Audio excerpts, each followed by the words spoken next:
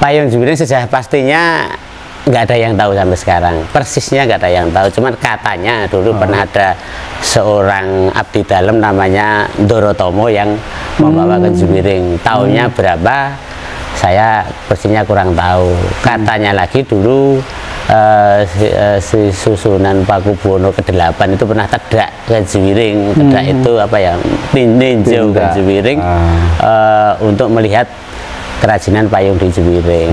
Dan setahu saya saat itu di tahun-tahun, saya kelahiran tahun 67 Pak. 67 ya.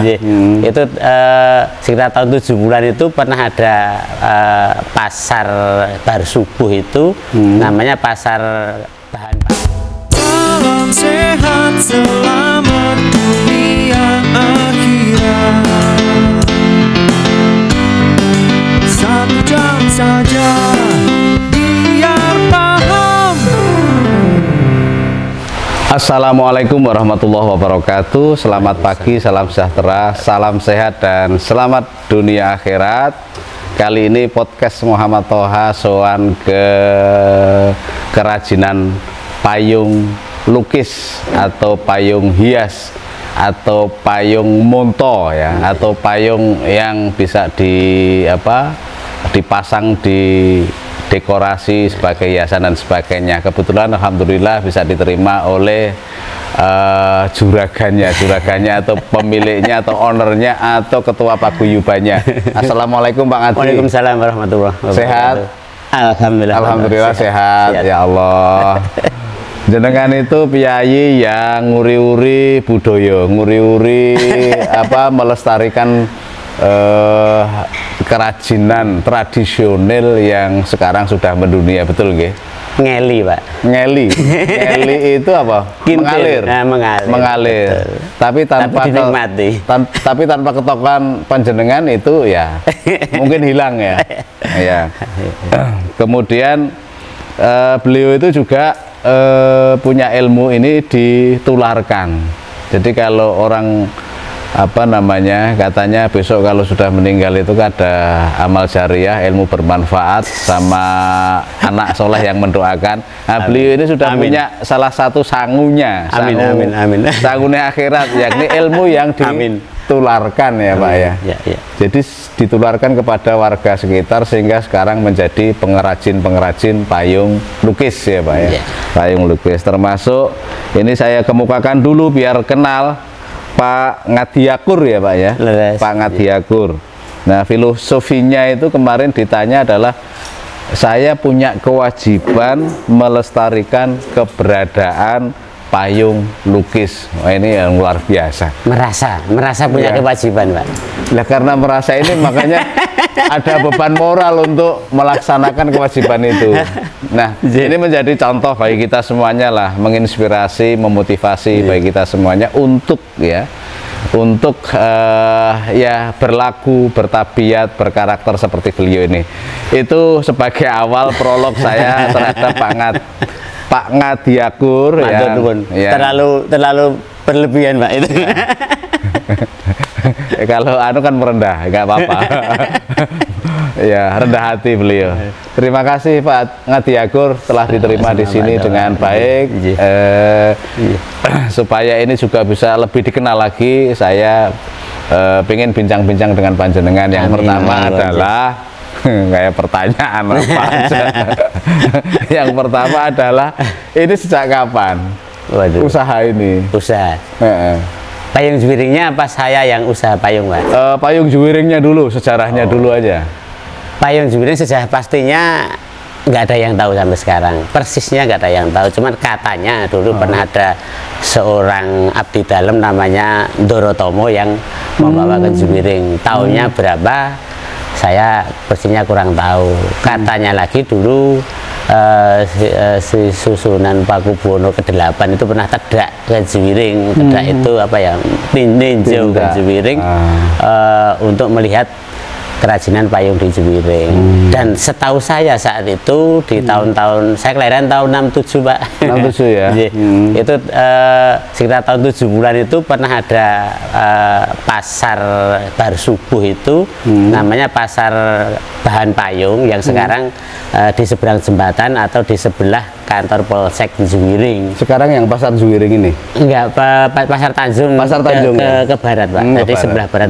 Itu di situ para pengrajin payung, pengrajin kerangka payung itu menjual hasil kerajinannya untuk di situ, kemudian dibeli sama pengrajin payungnya karena itu dua komponen yang berbeda. Jadi pengrajin payung sendiri, pengrajin kerangka sendiri, di situ ada transaksi yang kalau sampai sekarang ada itu wah unik sekali Pak. Berarti diburu para fotografer itu. Nah itu setelah para pengrajin kerangka itu menjual hasil kerangkanya di situ, kemudian di sebelah jembatan itu ada apa namanya bakul beras di situ Pak. Jadi terus tuku beras, sebagian beli bambu yang ada di sebelahnya juga saat itu. Itu setahu saya seperti itu. Persis tahunnya saya nggak tahu. Cuman kalau melihat dari sejarah yang ada, itu di Keraton Surakarta, Keraton Solo, kemudian di Mangkunegaran, di Kasultan Yogyakarta, itu kan ada payung-payung yang mengiringi atau disejajarkan dengan ada tombak sebagai simbol satu kepangkatan di keraton Pak. Hasil dari sini itu? Nah itu dari sini, di lain daerah nggak ada. Artinya apa? Di tahun-tahun zaman kerajaan itu di sini udah ada pengrajinnya. Terus kemudian ini sejarah dulu ya Pak. Iya.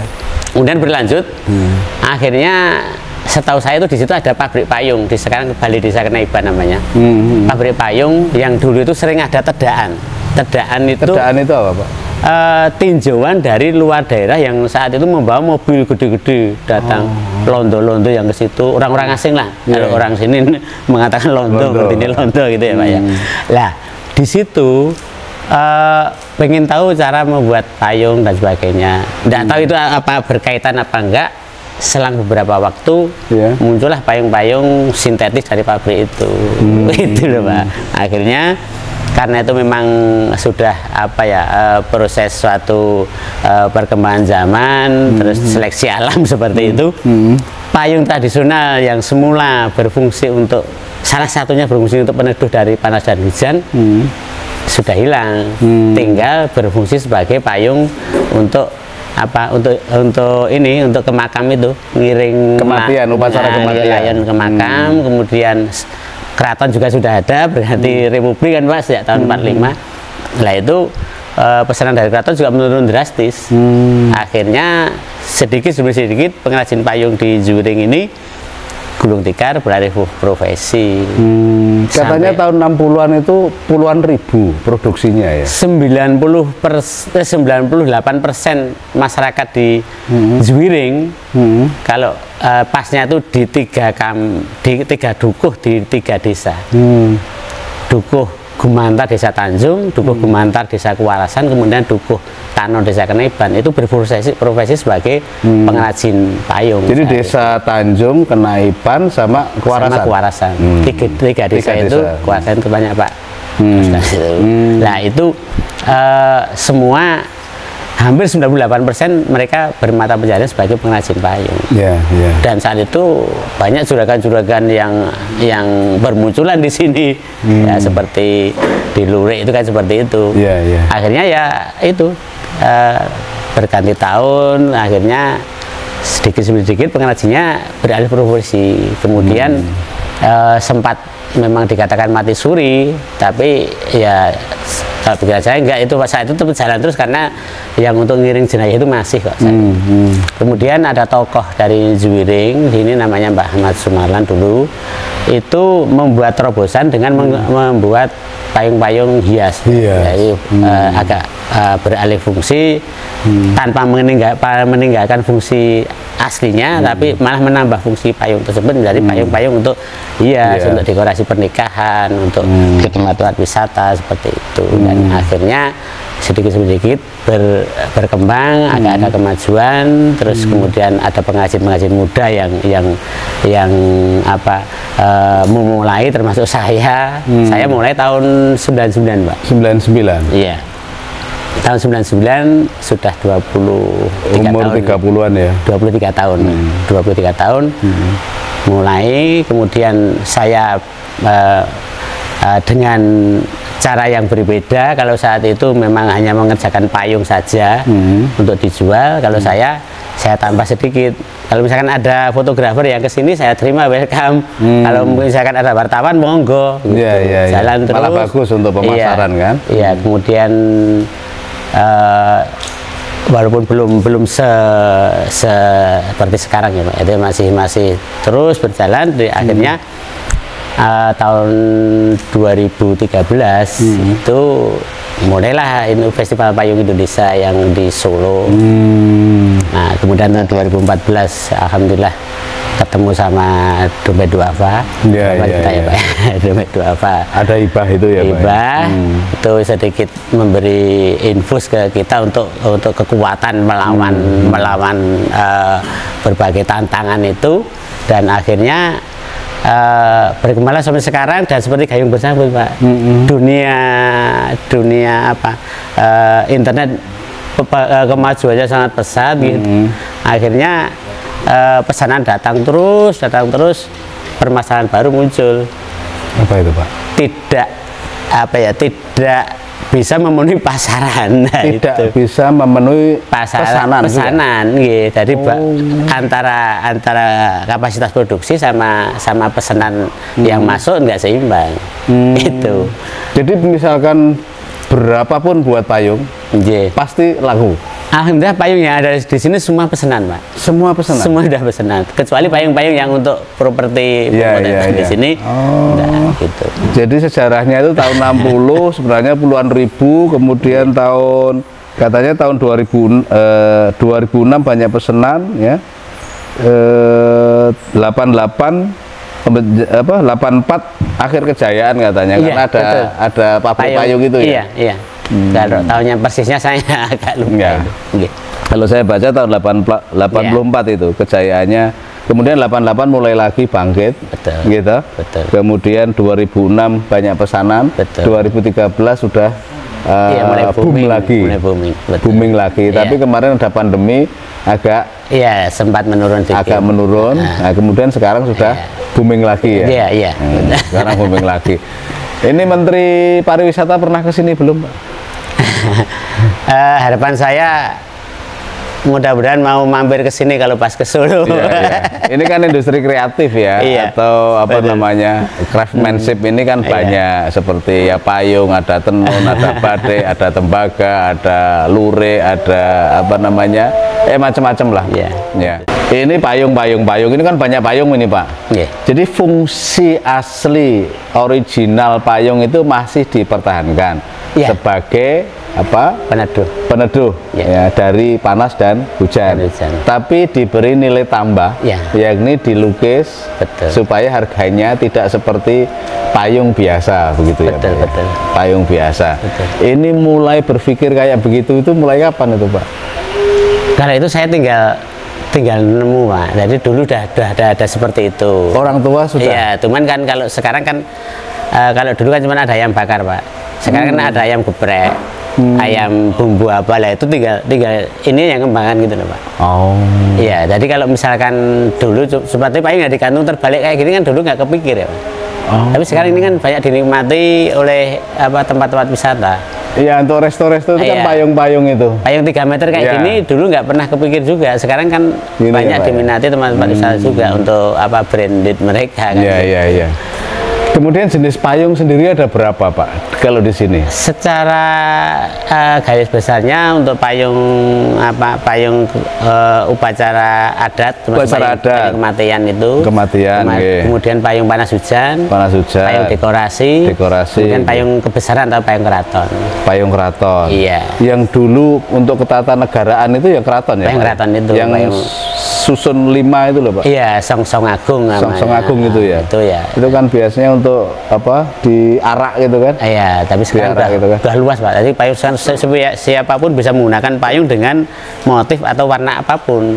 Kalau dulu kan dibatasi karena keraton saat itu kan Nun Sewu sebagai simbol satu kekuasaan. Kalau sekarang kan simbol satu budaya Pak. Jadi misalnya sekarang petani mau pakai payung apa majang payung warna emas ya enggak ada yang ngelarang kan. Seperti itu. Dulu kan nggak bisa. Mantenan itu kan juga ada tak Pak? Iya. Misalkan mau apa itu siraman atau apa itu? Iya, itu payung untuk siraman ada sendiri. Dan sekarang udah luas payung untuk siraman. Kalau saya ditanya payung untuk siraman itu seperti apa, malah bingung. Jenengan mau ngersai yang mana gitu. Karena payung siraman menurut saya memang banyak banget, tinggal dipatut-patut aja kan gitu. Ada yang pakai bruklat, ada yang pakai bordiran, ada yang payung cat, payung tradisional malah seperti apa nini zaman dahulu kan seperti. Jadi itu tadi fungsi atau jenis-jenis payung. Kemudian bahan. Kalau dulu itu kan bahannya kertas ya Pak ya. Kertas dan gampang sobek ya. Betul. Nah sekarang bahannya apa Pak? Kertas masih nggak? Kertas masih. Untuk sebagian apa payung yang rata-rata untuk payung kematian itu masih banyak menggunakan kertas. Kemudian untuk ada orang-orang yang masih senang dengan bahan kertas, saya juga kadang-kadang melayani payung-payung hias yang berbahan kertasnya kertas nopo tuh supaya nggak sobek.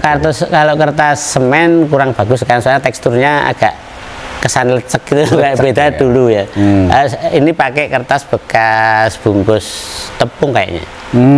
Dari luar, tepung dari luar itu teksturnya agak halus, kemudian kuat, lebih kuat. Nah itu sekarang edukan seperti itu dan apa itu melimpah banyak gitu. Iya. Nah kemudian jadi bahan baku kertas banyak. Ya. Cuman kalau saya lebih yang risikonya sedikit karena kertas kan seperti yang jenengan indikan tadi gampang sobek. Saya menggunakan kain itu kami menggunakan kain peles, jenis peles. Kemudian untuk payung-payung keraton saya biasanya menggunakan kain mori primissima karena supaya apa masih pakem gitu. Biasanya kan keraton kan pakai mori. Dan itu bahan-bahannya itu nggak Pak? Iya. Lalu yang kayunya itu kayu apa itu? Nah itu Pak. Jadi kayu ini kami menggunakan kayu kembang kenongo. Kembang kenongo itu sulit ya nyarinya ya? Enggak juga, tapi enggak tersedia di sini, alamnya sini, yaitu dari lereng Merapi sana. Kembang kenongo, kemudian untuk tangkainya untuk itu pakai tangkai kayu melinju.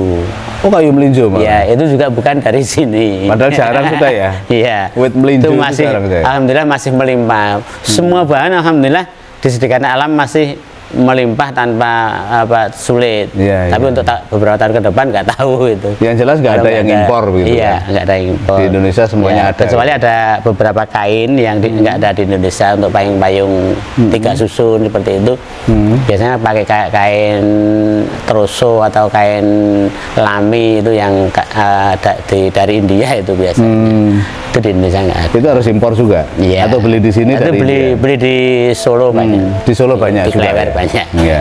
Artinya kan bahan baku tidak ada kesulitan. Itu karena teksturnya lunak ya Pak ya? Betul. Kayu melinju. Mauni pakai nggak? Mauni saya sekarang menggunakan mauni untuk apa ya? Menur untuk payung-payung tari, payung kecil-kecil itu. Oh yang kecil-kecil. Itu karena lebih banyak apa ya? Melimpah di sebelah desa Renan kan banyak banget di sana. Kalau bambu masih pakai? Bambu nih untuk kerangkanya bambu. Itu pasti bambu. Iya, karena dulu tahu saya bambu sih. Dan di sini menggunakan bambu nggak sembarang bambu. Apa bambu apa? Ini bambu wulung. Oh, pring wulung. Pring wulung ini jadi pring sing rupane ireng. Hitam ya, kuat itu ya. Lebih kuat. Yang kuat, awet. Lebih tahan bubuk walaupun nggak ada jaminan, nggak ada yang berani jamin ini kena bubuk nggak ada. Tapi kalau sudah dicat kan ya. Ya kadang masih kena juga. Masih kena juga. Ya. Oke. Itu bahan, sejarah sudah, bahan sudah, jenisnya juga sudah. Nah sekarang kita tanya proses pembuatan. Katanya itu membutuhkan waktu yang panjang dan rumit. Tahapannya ya kalau dirinci itu ada 10 ya Pak ya? 10 sampai 11 ada. 10 sampai 11 tahap. Iya. Nah dalam pemrosesan ini. Nah nanti kita lihat, akan tapi bisa biar dijelaskan dulu sama Pak Ngadi proses yang pertama itu apa, proses yang kedua itu apa, atau tahap yang ketiga dan seterusnya apa? Ya, gini Pak, proses untuk payung itu sebenarnya seperti yang saya matur di depan tadi. Tadi ada dua komponen besar, yang mana di sini pengrajin kerangka payung, terus kemudian pengrajin payung. Sejak zaman dahulu seperti itu di sini. Jadi yang jual-jual di pasar iya, tadi ya.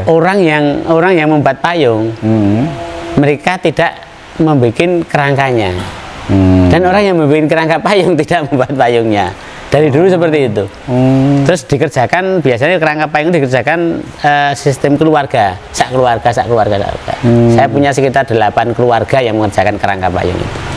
Nah, itu untuk pembuatan kerangkanya itu dipilih bambu yang tadi saya matur, bambu wulung. Karena bambu wulung dipilih karena dia lebih tahan hama, lebih tahan cuaca juga. Terus kemudian untuk kayu pengikat antara atas sama bawahnya itu pakai kayu kembang kenongo. Iya. Beda daerah beda bahan juga. Ada yang pakai kayu jati, ada yang lain-lain. Kemudian untuk tangkinya pakai kayu melinjo gitu. Dan bambu dipotong sesuai dengan ukuran, kemudian dibelah menjadi bulan yang kecil, diirat di sini namanya. Kemudian disiapkan untuk penyangganya yang di bawah. Bisa dilihat yang ini aja, yang belum anu nggih. Oh iya. Jadi kerangka itu yang mana Pak? Semuanya? Keseluruhan. Jadi yang merangkai payung ini. Merangkai payung itu kerangka. Nah sekarang yang disebut bungkul mana? Nah ini bungkul. Ini bungkulnya? Iya. Dari kenongo tadi. Kayu kembang kenongo. Kalau sodonya di mana Pak? Sodo keseluruhan, sodo kerangka itu ya sodo itu. Oh sodo ini? Iya. Tapi orang di sini lebih banyak menyebut ini sebagai sodo. Yang panjang ini. Yang di bawah ini untuk penyangganya ini sebagai sanggan karena berfungsi sebagai penyangga. Kemudian ini bungkul, sodo, sanggan. Kemudian kalau ini penambahan kain, ini namanya mayu. Dipayu. Mayoni. Iya, karena mayoni memberi pasangan kain itu. Kemudian istilahnya lagi kalau ini proses perlu dicat ya, proses pengecatan namanya ngecat umum lah, umum. Kemudian di sini ada ini Pak, benang ini proses penyulaman namanya. Nyulam ya Pak. Nyulam. Nah, penyulaman ini saat ini dikerjakan oleh orang-orang yang sudah berusia di atas 60 tahun. Ahlinya di situ. Ya, karena generasi mudanya belum ada minat karena ini nggak bisa pakai alat.